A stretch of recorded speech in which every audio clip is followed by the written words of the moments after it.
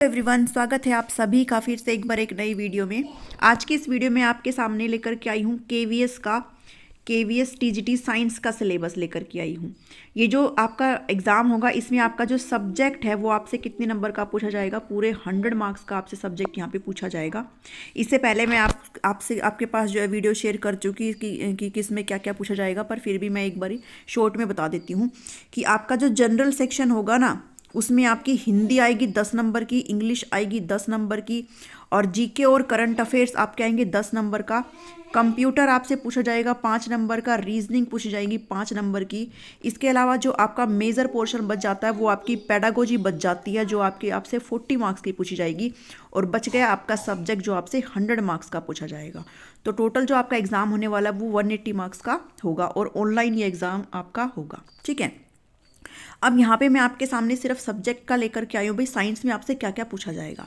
उससे पहले आप ना ये वाली लाइन ना बहुत अच्छे से पढ़ लीजिए कि specific syllabus include the concept of NCERT. ठीक है, आपने कौन सी किताबें पढ़नी, आपने एनसीईआरटी किताबें पढ़नी, कि एग्जाम हमेशा किन बुक से बनता है, एनसीईआरटी के बुक से बनता है, क्लासेस 6 to 10। ठीक है, 6ठी से 10वीं तक की आपने एनसीईआरटी या फिर सीबीएसई सिलेबस की टेक्स्ट बुक आपने पढ़नी है।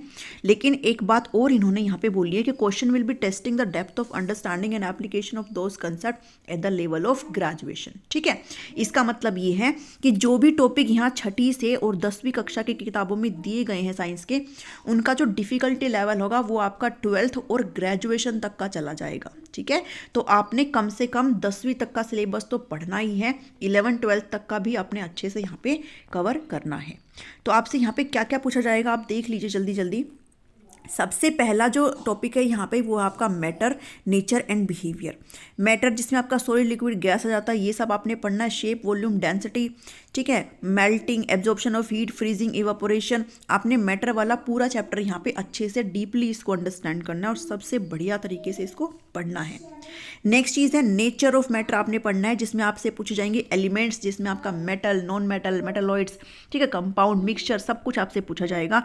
हेट्रोजीनियस, होमोजेनियस मिक्सचर क्या होते हैं, कोलॉइड्स क्या होते हैं, suspension, physical and chemical changes क्या होते हैं। ठीक है, ये आपने पूरा अच्छे से 10th लेवल तक का इसको अच्छे से डीपली पढ़ना है।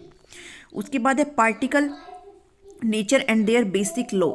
एटम और मॉलिक्यूल्स क्या होता है, law of chemical combination, chemical formula of common compound, atomic molecular mass, आपको 9th क्लास में ये सब मिल जाएगा, आपको वहाँ से अच्छे से इसको रीड करना है। Structure of atom, electron, proton, neutron, valency, ये सब आपने, आइसोटोप, आइसोबार्स, आइसोटोन्स, एवरीथिंग आपने यहाँ से अच्छे से करना है। नेक्स्ट टॉपिक आपका आ जाता है केमिकल रिएक्शन का।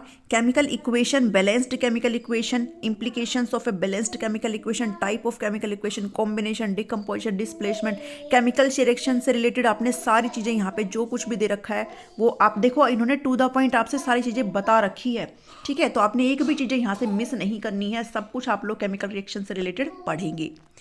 उसके बाद एसिड, बेसिस और सोल्ट आ जाते हैं। ठीक है, एसिड, बेस और सोल्ट आपने पढ़ने अच्छे से।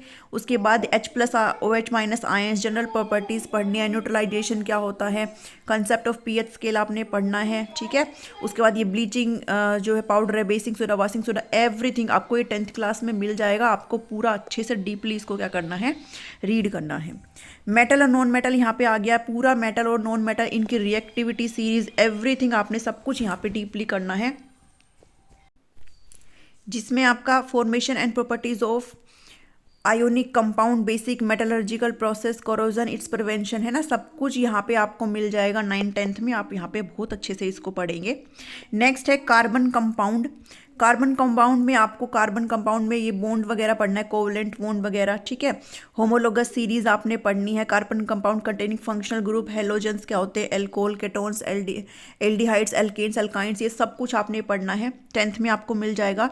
Difference between saturated hydrocarbons and unsaturated hydrocarbons, ठीक है, सब कुछ आप यहाँ पे पढ़ेंगे अच्छे से। सोप, डिटर्जेंट, ये सब 10th क्लास में आपको दिया हुआ है केमिस्ट्री में। उसके बाद बायोलॉजी के टॉपिक आ जाते हैं। सेल का पूरा टॉपिक आपने पढ़ना है पूरा। ठीक है, क्या होती है प्लांट सेल, क्या होती है एनिमल सेल, उसके सेल के ऑर्गेनेलिज कौन कौन से होते हैं, ये रहे, ये सारे, ये सभी आपने अच्छे से पढ़ने हैं, इनसे क्वेश्चन आते हैं। नेक्स्ट आता है tissue, organs, organ system, organism. ठीक है, ये सभी आपने पढ़ना है। प्लांट और एनिमल, टिश्यू, आपने सब कुछ पढ़ना है यहाँ पे। मेरिस्टेमेटिक और permanent tissue in plants, everything यहाँ पे आपने डीपली इसको स्टडी करना है। लाइफ प्रोसेस आपने करना है, concept of nutrition, respiration, transport, excretion in plants and animals, अपने आप में एक बहुत अच्छा टॉपिक है ये। Control and coordination in animal in plants, इसमें आपका ये सब कुछ आपने डीपली स्टडी करना है। Control and coordination animals, nerve system, voluntary और इनवॉलेंट्री, ठीक है, रिफ्लेक्सेशन, केमिकल कोऑर्डिनेशन, एनिमल हार्मोन्स, ये सब कुछ आपने अच्छे से डीपली रीड करने हैं। रिप्रोडक्शन का टॉपिक आप लोग बिल्कुल नहीं छोड़ेंगे, बहुत इंपॉर्टेंट टॉपिक अपने आप में ये।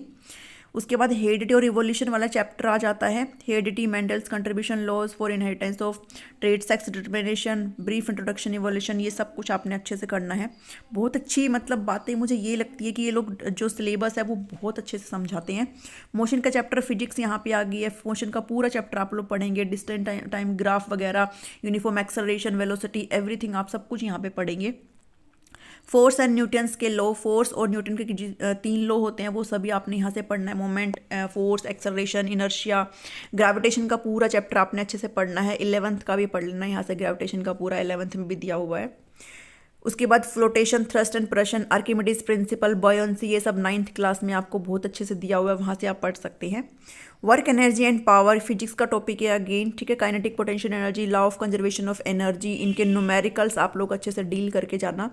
साउंड का टॉपिक आपने पढ़ना है, speed of sound, range of hearing in humans, ultrasound, reflection of sound, ये सब आपने पढ़ना है अच्छे से। उसके बाद इफेक्ट ऑफ करंट, करंट का इलेक्ट्रिसिटी करंट और मैग्नेटिक करंट का पूरा टॉपिक आपको 10th में मिल जाएगा, ठीक है। और 12th में भी है ये पूरा टॉपिक, 12th के भी 2 यूनिट है पूरी इनसे रिलेटेड, तो आप लोग उनको भी अच्छे से डील जो है अच्छे से पढ़ना, जनरेटर वगैरह एवरीथिंग यहाँ से। उसके बाद फूड प्रोडक्शन वाला चैप्टर आपने पढ़ना है, प्लांट और animal breeding, selection for quality improvement management, ठीक है। फर्टिलाइजेशन, मैन्योर्स वगैरह एवरीथिंग आप सब यहाँ से पढ़ेंगे। नेचुरल फिनोमेना में 10th में दिया हुआ है ये रिफ्लेक्शन ऑफ लाइट, ठीक है। ये सभी मिरर फॉर्मूला, लेंस वगैरह, रिफ्लेक्शन, रिफ्रैक्शन, एवरीथिंग सबको आपको जो है सब कुछ यहाँ पे 10th में दिया गया है। 12th में भी इससे रिलेटेड है, ठीक है, तो आप लोग वहाँ पे उसको भी अच्छे से पढ़ना। एनवायरनमेंट है, our environment, ecosystem, environmental problem, ozone depletion, waste production, their solution, biodegradable, non biodegradable substances, everything आपने सब कुछ यहाँ पे अच्छे से क्या करना है, पढ़ना है, ठीक है। तो ये था आपका साइंस का सिलेबस।